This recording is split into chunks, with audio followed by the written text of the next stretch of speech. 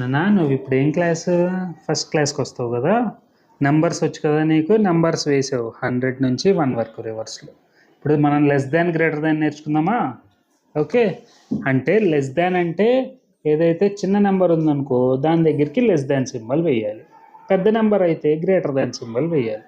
Okay, so ఇప్పుడు 23 అనే ఒక నెంబర్ రాస్తున్నాను, అలాగే 42 అనే ఒక నెంబర్ రాస్తున్నాను. దీనిలో చిన్న నెంబర్ 23.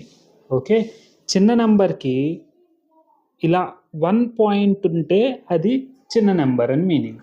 1 పాయింట్, 2 పాయింట్స్ ఉంటే అది పెద్ద నెంబర్ అని మీనింగ్.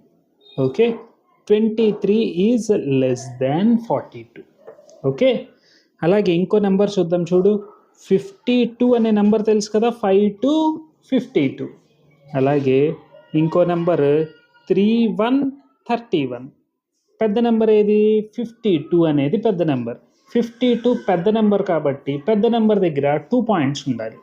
పెద్ద నెంబర్ దగ్గర 2 పాయింట్స్ ఉండి చిన్న నెంబర్ దగ్గర 1 పాయింట్ ఉండాలి. ఇలా ఉంటే దిస్ ఈజ్ గ్రేటర్ దాన్ అని మీనింగ్. Okay, right.